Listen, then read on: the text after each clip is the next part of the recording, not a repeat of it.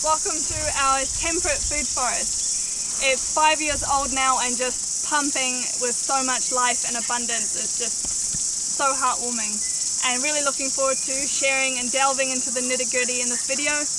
In particular, a big question that comes up for us is how does syntropy translate to a temperate climate? And there's a lot of misunderstanding around that syntropics is only for tropical countries. It's not.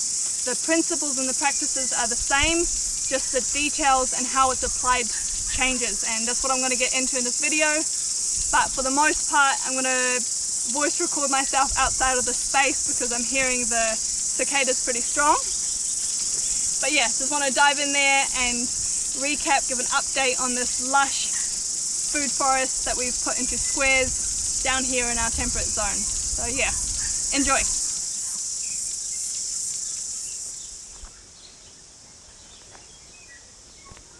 Syntropy can be applied in any climate. The main difference between climates is the strata ratios.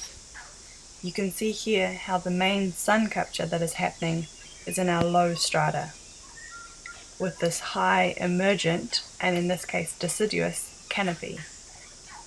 So, going back to our strata layout in syntropy, we break this up into the following terms: emergent, high, medium, and low. And these percentages correspond to the strata layer. Also, these are very loose, general percentages.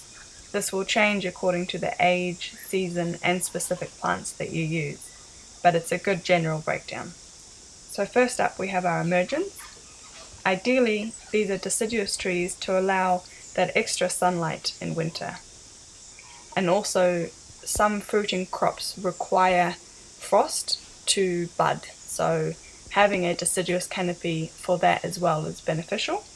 Whereas if you perhaps had more frost tender plants in your understories in a temperate forest, then perhaps you still want to have a mixed deciduous and evergreen trees in your emergent canopy to allow for that flexibility of the variation of needs in your temperate food forest.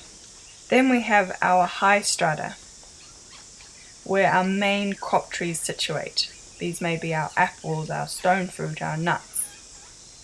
And generally in this area we want the most ventilation, but we'll touch on that later. Next we have our medium strata.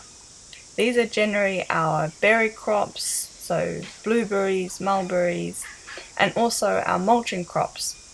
And the mulching crops in this space allows for that versatility in strata density to help open up and create that ventilation when needed, when our main fruit crops are producing, but also to fill that space and capture as much sunlight when that ventilation isn't as needed, so we can really suppress any of those grass growth or weed growth that we have in our understory. This is a key way to get rid of kikuyu in a temperate orchard. Last we have our low layer, where the majority of the sun capture happens. This is where we may see our herb forms, our mints, our bergamot, our comfrey, and also a great place for our cocksfoot grass as a great source of biomass. And even perhaps some low berry bushes, such as, in this case, our thornless black satin blackberry.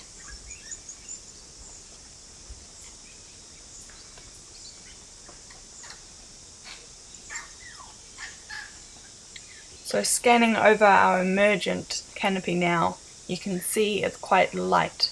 Then in our mid to high layer, you can see it's getting denser, but there's a versatile light there. And then our low strata, which is just so dense and thick and full of comfrey in this case. So there's no soil exposure and no grass whatsoever. Taking a close-up view, we see the light filtration down the strata density, and also the importance of ventilation for when our crop trees are fruiting. If the mid and high layers, and for that matter the low layer, are too thick when the berries and apples, stone fruit are ripe, we need to come in and lightly chop and drop to open up the strata to be able to be ventilated and therefore not as susceptible to diseases from the humidity. Having a functional density above ground helps to capture as much sunlight to feed the soil, but we're also benefiting from the density through the root development in the soil. Strong rooted pioneer trees that we include in our consortium in our food forest, such as the poplar or eucalyptus or even raisin trees, break up the lower layers of the soil, increasing the percolation of water and nutrients to the lower subsoils. The slower developing roots of our climax crop trees can then also benefit from the root channels of the pioneer trees once they finish their cycle and decompose. We can get rid of our pioneer plants easily as they are emergent trees, meaning they need sun. If we cut them low down, pollarding or coppicing, and they are surrounded by a dense vegetation, it will quickly outshade them. When we do those chops and drops, the branches and leaves of which we want to keep and mulch on site as much as possible to cycle those nutrients. However, as a secondary food crop, we can also inoculate the trunks and the branches of the poplar with mushrooms, be that shiitake, enokitake, or oyster mushrooms.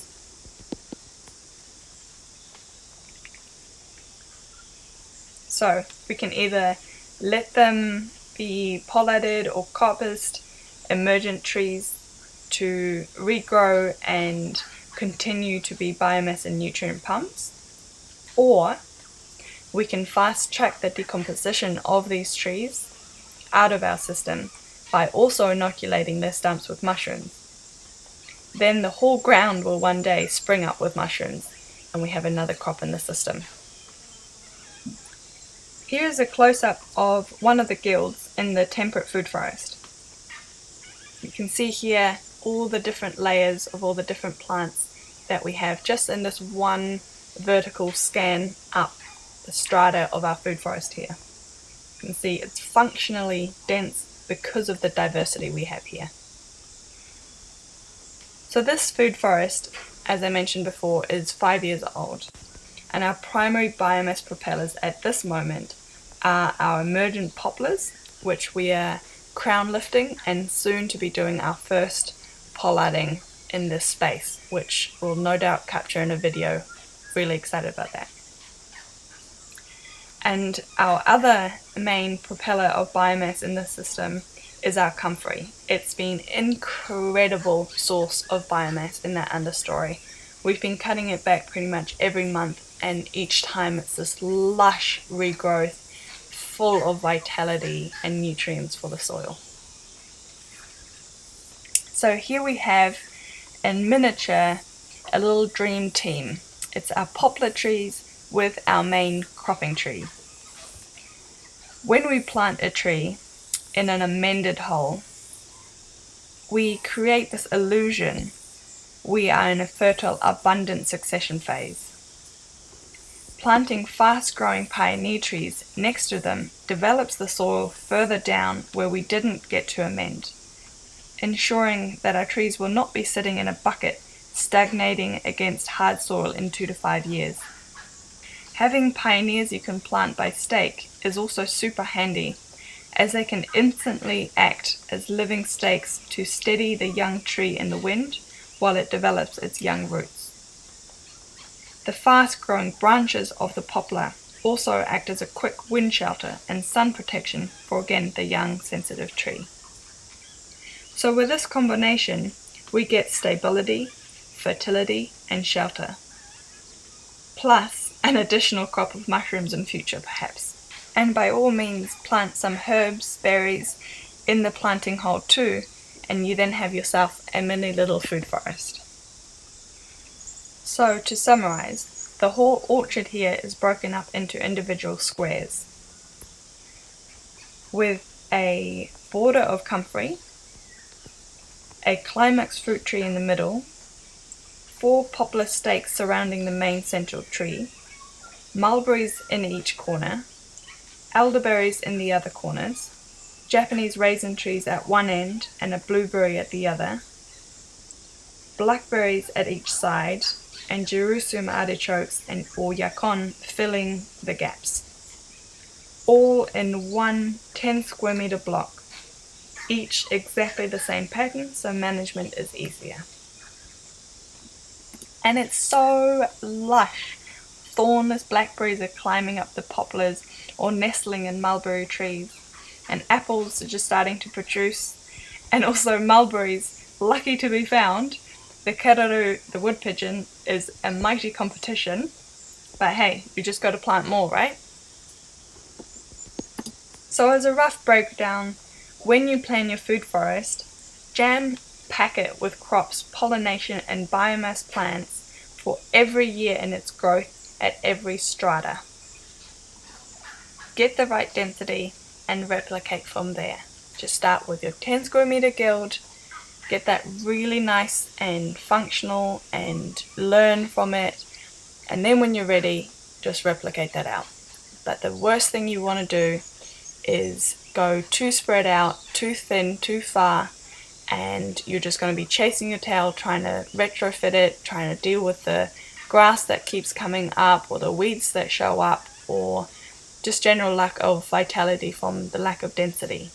So go 150% because you're always going to lose crops in that space due to accidentally sickling something, or certain animals coming in and ring barking, or drought, dehydrating some plants, or stakes not taking. You just never know. So go plant more dense than you mean to, and then in 5 years time you'll have the right density. So yeah, hope that gave you a really nice rundown on what syntropic food forest looks like on a temperate climate and the different strata ratios that we're working with in our temperate zones. And for the most part, again, hope it gives you some empowerment and some inspiration to just get out there, do your first, even if it's just one of these squares, just get that in there and start really learning and being present with the observations and interactions that you can have with even just such a small space, to then be able to expand and enlarge that to a whole orchard. So yeah, hope you enjoyed the video, and don't forget to drop some comments below, any questions you have, and also for those on the interactive tier, we have a monthly Q&A, so yeah, hop on that as well if you've got any questions on how this could relate specifically to your situation that you might want to pass by us. So yeah, look forward to seeing you guys on there, and again, thanks for your support, look forward to hearing the feedback. Ka kite!